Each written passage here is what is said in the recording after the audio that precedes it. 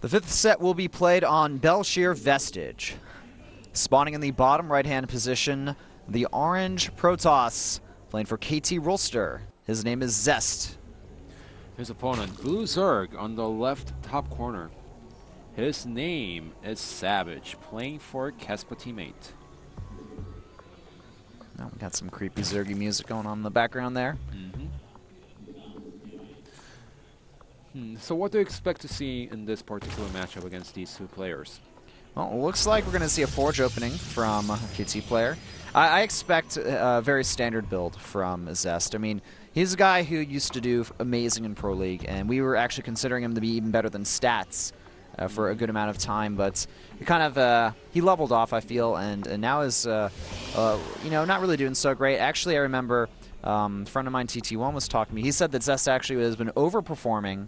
That's actually the first time I heard that phrase be used for pro gamers, and it got me thinking, I don't know if Zest is really overperforming, but his recent results, you know, make me kind of second guess that. Maybe he is. I wouldn't say he was overperforming, because getting a win in the end is a win for all these players. Doesn't matter if they were, you know, getting lucky left and right.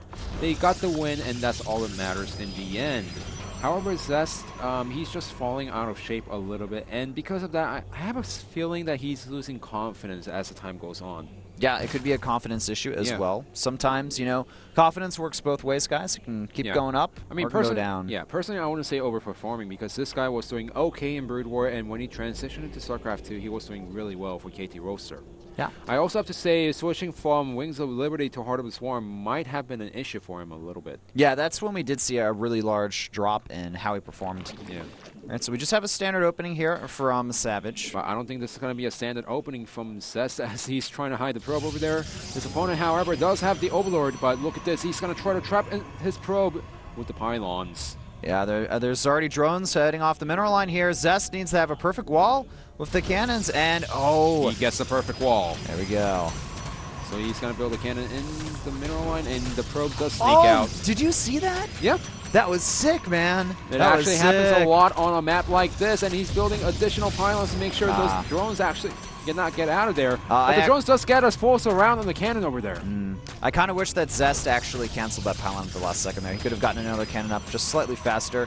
Now, the first cannon that's constructed here, it needs the finish, or at least one of these has to finish with a good amount of health. There we go, another cannon in production here. This is all in, all or nothing. We have to see Savage defend against this. And no cancel again. Zest, his cannon rush has failed. Savage defends. You know, I was a little bit curious. Why didn't he actually build a pylon on the right side, which was going to cover against the Zerglings completely? Yeah, I mean, just didn't work out there. Yeah, I mean, the drones were eating away, yes, but if he built a pylon on the right side, such that the Zerglings cannot sneak in and actually kill the 3 drones in time with the probes, and the cannon would have been up, and his opponent could not touch the cannon at all. Yeah. Zest, I feel like, had every opportunity to make that work, but he didn't cancel one of the pylons. Yes. Another cannon didn't get canceled as well. Yeah, he didn't cancel that one. The pylon positioning after the first one wasn't fantastic, and now he's in a position where the opponent's next hatchery is already finished, but his Nexus only halfway done. Yeah, so not the greatest position for our KT player. And you know what? I could actually see Savage and Cure taking the 5th and 6th sets here.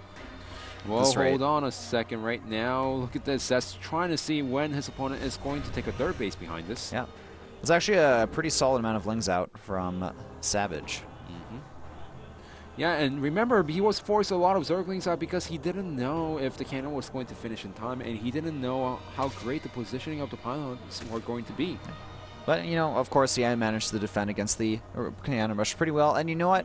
This is one reason why people only cannon rush against Hatch first. Yeah, only people like SOS can make it work against a 4-team.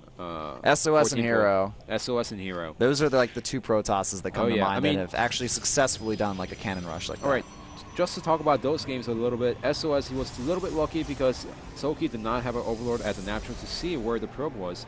Hero, however, his cannon rush was fantastic. Cannon at the bottom of the ramp, cannon on top of the ramp. Yeah, and also simultaneously denying 2 expansions. All right, well, so far, no gases. Yeah, oh, actually, never mind. We have gases at the National for the Zerg player. Excuse me. It's going to go ahead and get those gases up right now. Robotics from our KT player here. So let's see what he's going to follow up with. I have a feeling he's thinking that he's a little bit behind, so he needs to get the Immortals out and go for a timing attack against his opponent. He's getting the +1 attack here. We could see the Warp Prism utilized, potentially. In fact, we might see that build where Rain did yesterday. He actually went for the Immortal push, except it was tad bit early because it was 2 Immortals instead of 3. Yes. All right, Zergling speed on the way for Savage. And behind this, of course, getting that Roach Warren up. And really, it's just, we're going to have to see how this plays out here. Zest could go for the Immortal Sentry all-in here. He is getting the proper units out. He's getting that Immortal now. And it's kind of a weird situation where I don't think you'd actually really expect it as a Zerg player. You wouldn't expect it, but the problem is right now, Savage, knowing that he has a lot better economy than his opponent, he's going to go for a strong push. In fact, we have 10 Zerglings on the way, 8 additional Roaches. Yes, indeed we do. Savage is momentarily supply blocked, only building 1 Overlord as well. But we're going to be seeing some pressure here from our Zerg player. And don't forget, he still has a handful of Zerglings from earlier on in the game. Now here's the thing, if Savage exactly knows what his opponent is doing, then it might be better for him to not to press on for the attack because, Protoss player Zest right now, he has a nice wall. He's going to have the Immortals out pretty soon, which means that he's going to be fine against the Roaches and some Zerglings that he's going to stream through right now. He is lacking the critical amount of sentries currently, though. Yes. He does have 6 gateways in production. This is certainly going to be an Immortal Sentry all-in. This is an Immortal Sentry all-in push at this point. All right, the Roach is moving up here. They see the Warp Gates just completed here, and the Stalker getting easily surrounded. The Forge! Can Savage get the Forge here, or is he going to try to target something else? Getting that Forge and preventing the +1 from finishing would be amazing, but I think it's going to just barely finish in time here. Yeah, the +1 is going to barely finish, and this is a scenario that I was talking about. He has just enough force fields against his opponent Savage. I think it would have been better to just wait until Zest actually pushes out on the map, get a perfect surround with the Zerglings, and start eating away on the sentries. I agree. I think that's what he's going to do here as well. I also want to point out that the attack felt kind of botched. Yeah. And remember, he's attacking into Protoss' base where the force fields are going to cover the buildings, and there are cannons up there. All right, Zest moving out. He's warping in a lot of units here. We do have a few Lings on the side here. We could see a very big surround on this army. The force fields are going to have to be perfect. He knows what his opponent is going for, so even without the surround, he's going to have tons of army right now. Here we go. It's going to happen, man. He's going to go for the surround. Can he make it work, though? That's a little choke right there, but he needs perfect force fields. No force fields going down whatsoever. A few Roaches getting trapped in here. The Zerglings, though, doing a great amount of damage, forcing a lot of force fields to be wasted, but Zest still going to press on with the attack here. Savage, he's looking a little bit worried. Here's the problem. Savage decided to go for a timing attack, but he didn't drone up behind it. He only has 37 drones.